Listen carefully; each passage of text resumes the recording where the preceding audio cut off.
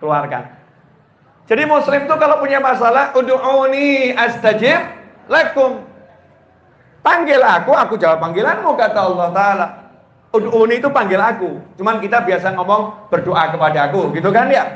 Aku penuhi doamu. Padahal itu terjemahan aslinya, ud'uni, panggil aku jawab panggilanmu. Lah kalau udah dijawab sama Allah kan tinggal ngomong. Allahumma dijawab sama Allah. Lah ngomong.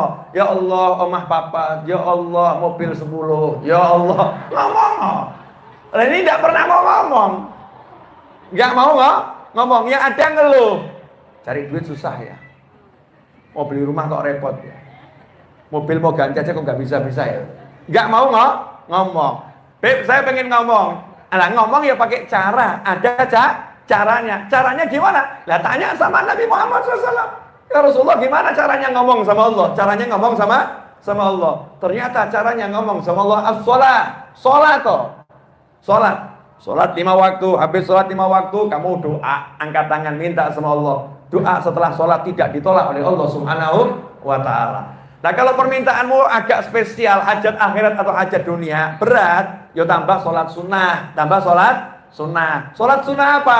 2 rakaat wudhu yang bagus dulu. Wudhu bagus itu sunnah-sunnahnya dijalankan, adabnya dijalankan apa? Maaf ibu-ibu, ada yang punya kebiasaan habis mandi langsung wudhu masih telanjang. Lah itu nggak beradab. Sah wudhunya, tapi tidak beradab. Ini wudhu yang beradab, yuk ditutupi dulu pakai anduk atau apa ya, wudhu. Sunnah-sunnahnya dijalankan, bismillahnya dijalankan, sunnahnya di telinga yang dijalankan, di hidung dijalankan, kumurnya dijalankan. Ya, tiga-tiganya dijalankan, diperhatikan baik. Setelah wudhunya bagus, sholatlah 2 rakaat, sabda Nabi Muhammad SAW. Sholat 2 rakaat. Rakaat pertama setelah Al-Fatihah baca Al-Kafirun. Rakaat kedua setelah Al-Fatihah baca surat Al-Ikhlas. Selesai salam, jangan langsung minta. Selesai salam ya kamu puji-puji Allah dulu, sabda Nabi Muhammad SAW. Ya muji Allah itu banyak. Ya istighfar dulu yang banyak. Ya baca hasbunallah wa ni'mal wakil, hasbunallah wa ni'mal wakil, itu juga cuma sekali. Ya sholawat yang banyak. Setelah zikirnya banyak, sholawatnya banyak, baru minta. Doanya secara khusus sudah ada, tinggal ditambahin sendiri. Karena di doanya nggak disebutkan Allahumma al-fat, nggak ada. Nah itu tambahan sendiri. Hajatmu apa nanti saya sebutkan. Habib, saya mau tahu doanya. Jangan khawatir. Nanti siang ini insya Allah bisa di-download di website saya. habibnovel.com, cari. Kalau tidak nanti saya akan share kepada panitia pengajian ini, biar nanti di-share kepada yang lain. Mau ibu-ibu? Mau? Yakin? Jadi nggak ngeluh lagi. Jadi kalau lagi sebel sama suaminya, sekarang ngapain Bu? Didoakan apa suaminya? Tiba-tiba saya udah tahu ilmunya Pak dari Habib Novel. Kamu kalau macam-macam lihat saja. Tak laporkan Allah Ta'ala. Saya nggak akan lapor mertua, nggak akan lapor siapa-siapa. Saya akan laporkan Allah Ta'ala. Laporannya apa? Terus tak laporin. Kalau kamu nyebelin, saya mau lapor. Ya Allah, suami saya nyebelin, ya Allah. Gantian nggak nyebelin. Nah, suami mau jangan gitu ya, jangan gitu. Canda sama suami. Maksudnya ganti yang nggak nyebelin tuh Pak, bukan ganti suami. Suaminya diganti jadi tidak nyebelin. Paham kan ya? Ibu-ibu selalu pikirannya negatif sih Bu. Ya, ganti suaminya jadi tidak nyebelin, bukan diganti suaminya orang lain. Wah, itu lebih nyebelin lagi. Boleh diakhiri? Sudah 50 menit saya berbicara. Kok dihitung ya? Pakai tanya jawab enggak nih? Lah ya, ini kan pakai tanya jawab. Tanya jawab itu menjawabnya kan bisa 1 jam itu. Saya lanjutkan tanya jawab boleh ya? Ini tanya jawabnya. Oh ini doa, ya. Panitia mungkin tanya jawabnya kalau ada bisa dibacakan. Permohonan doa. Assalamualaikum warahmatullahi wabarakatuh. Waalaikumsalam warahmatullahi wabarakatuh. Saya akan menunaikan haji di tahun ini, alhamdulillah. Tapi saya merasa tidak siap secara ekonomi. Saya ingin melihat masalah saya ini sebagai jalan sukses karena Allah sudah mengundang saya. Mohon Habib memberikan saya pencerahan. Maksudnya secara ekonomi ini duitnya belum ngumpul atau apa ini? Anggap saja duitnya belum bisa ngelunasin ya. Tenggat waktunya tinggal sedikit. Gampang Bu.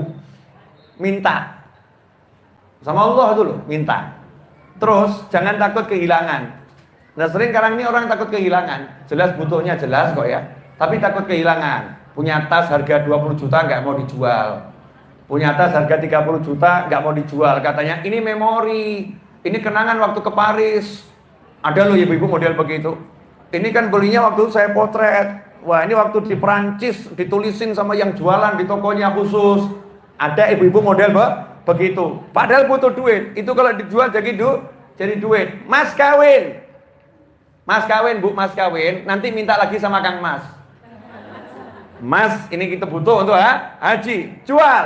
Nanti pulang haji beli lagi. Apa lagi? Mobil. Jual mobilnya. Ganti motor. Sekarang saya punya sopir unlimited. Kenapa? Pakai aplikasi online selesai. Betul kan ya? Nggak harus pakai mobilan. Haji. Nanti kalau udah nyampe di sana, Mekah Madinah itu tempat yang kabulnya luar biasa. Tinggal laporan, Allahumma berangkat ke sini jual mobil, jual motor, jual emas, bla bla bla bla. Minta ya Allah, minimal kembalikan 10 kali lipat. Minta ya Allah. Yakin kabul toh ya. Begitu mesti kakek mikirnya luar biasa. Nah, kalau misalnya ada saudara yang bisa membantu, saudara bisa membantu, ngomong aja sama saudaranya.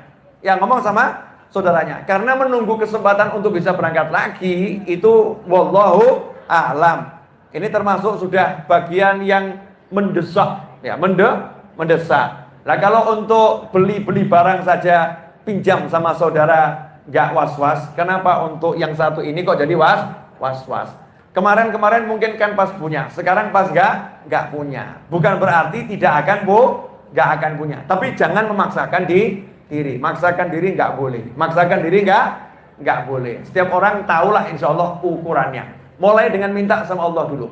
Karena itu kalau ada masalah, jangan cari solusi. Maaf, ini banyak orang gagal ya. Kalau ada masalah, jangan cari solusi. Kalau ada masalah, lapor dulu sama Allah. Baru lapor sama Allah, katanya Allah rasa nose.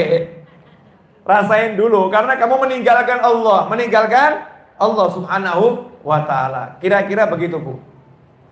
Pertanyaan kedua, bagaimana hukumnya kalau kita mencari jalan kesuksesan yang menurut kita baik, sedangkan orang tua kita tidak merestui, padahal menurut diri kita itu baik dan menurut agama juga baik. Bagaimana Ustaz? Oke. Perintah orang tua selama tidak merintahkan yang haram buat anak wajib ditaati. Perintah ya. Selama tidak merintahkan yang haram wajib ditaati. Sekarang saat beda keinginan. Orang tua pengen kita beli rumah A, kita pengen beli rumah B. Ini contoh yang sederhana saja ya. Orang tua pengen beli rumah A, kita pengen beli rumah B. Solusinya ada dua. Nomor satu, rayu orang tua. Lapor sama Allah, angkat tangan, rayu orang tua semaksimal mungkin. Saya yakin kalau kita pandai merayu, luluh kok. Kalau kita pandai merayu, luluh. Tapi kadang orang nggak mau merayu, nggak mau merendahkan diri, mendahulukan egonya. Pokoknya ini mauku, aku nggak ngurus ibuku. Pokoknya nih mauku, aku maunya begini. Nah ini kesombongan namanya. Tapi kita di hadapan orang tua rendahkan diri, rayu orang tua. Ayo tuh Bu, seminggu, 2 minggu, ditunda dulu kan nggak apa-apa. Dirayu semaksimal mungkin. Dan itu yang pernah saya lakukan. Dulu saya ke pesantren nggak boleh sama ibu saya. Sekolah kuliah juga nggak boleh. Bolehnya cuma di Solo. Pergi Jogja nggak boleh. Pergi Jawa Timur nggak boleh. Akhirnya kuliah saya tinggalkan. Padahal saya pinter. Loh itu kan berdasarkan data yang ada. Saya pinter katanya data. Bukan kata saya, katanya data saya pinter. Grade 1 superior itu IQ saya itu ya. Pinter. Sehingga guru-guru saya itu protes, ngapain kamu nggak kuliah? Sayang kamu, eman. Kata guru-guru di sekolah. Orang tua saya nggak ngizinkan saya ke Jogja, ke tempat lain. Jadi saya kalau kuliahnya di Solo itu yang saya cari nggak ada itu.